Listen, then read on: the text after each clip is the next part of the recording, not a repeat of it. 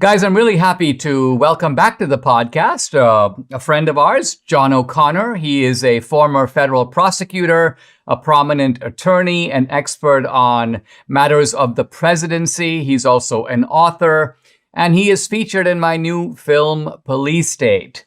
In fact, the topic I talked to John about in the movie, and we're going to talk about it now, is the origins of the police state. How did this stuff even get started, and how did it get to the point that we are at now? John, welcome to the podcast. Thanks for joining me. I think you told me a moment ago that you are in Utah playing basketball. Tell us about that. Well, that's right. I'm playing in an over 75 bracket tournament at the Huntsman World Senior Games in Utah. Very much done for charity, but nonetheless, we have people, males and females from all over the country playing in everything from ping pong to basketball to volleyball. And then they give you physical checkups and try to help you with your health. And meanwhile, we all contribute money for research and so forth. So it's a pretty good deal. It's pretty nice event. John, let's talk about the police state, something that appears to have been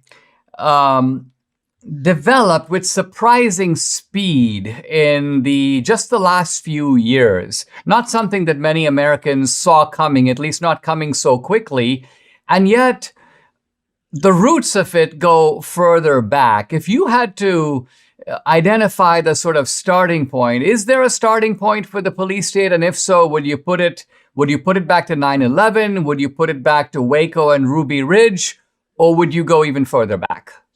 Of course, I'd go further back. You can't have a police state unless you have a propagandistic media for one party, for a one-party state. That's the whole idea of a police state. You need the propaganda organ. You need to control the messaging to the population. And it happened because of the very, very peculiar circumstances of Watergate.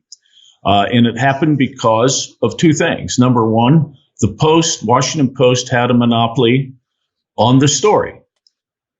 Number two, and maybe there's three here. Number three, they were very much anti-Nixon and also pro-DNC because they were attached to the hip to the Democratic National Committee. They had shared the same general counsel. And number three, they knew from day one, the Post knew from day one, that the moving force behind the Watergate burglaries was the CIA. They never printed that. They never revealed it. They acted in concert with the CIA. That's documented in internal CIA documents. They made a deal with the Post to keep the CIA out of the news. So what happens is the Washington Post is doing the dealing for the police state, for actually one of our intelligence agencies that is illegally infiltrating the White House and ends up ousting one of the most powerful and overwhelmingly reelected administrations in our history. So it's really chilling that this could happen. The combination of the police state, that is to say the actual police state, a counterintelligence agency, and the media.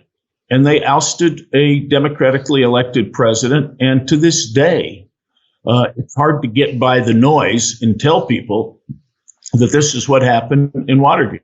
Because guess what? The press won't reveal this. I mean, that's so interesting, John, because a lot of people, like me, who came of age in the Reagan years, which was, you could almost, looking back, see that as a sort of interregnum. But what you're saying is that much of the problems that we see today, a media that is so relentlessly one-sided, but also willing to print brazen lies and willing to suppress aspects of the truth even when they find out about it. The classic example, of course, being the suppression of the Hunter Biden laptop. But you saw this cooking even as early as the 1970s. Sure. Think about it.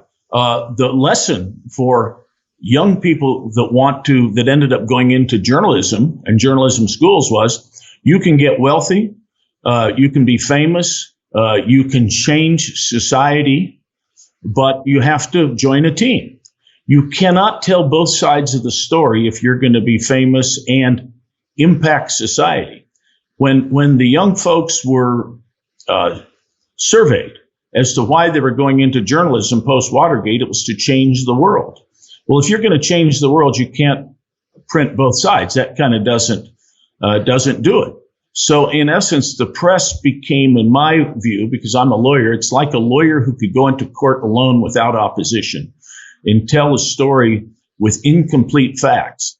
And that's what Watergate incentivized.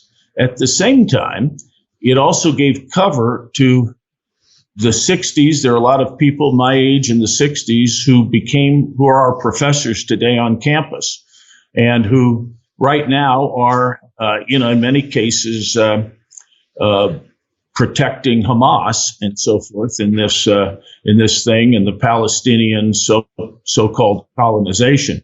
So it had its roots back then, but mainly it was the media.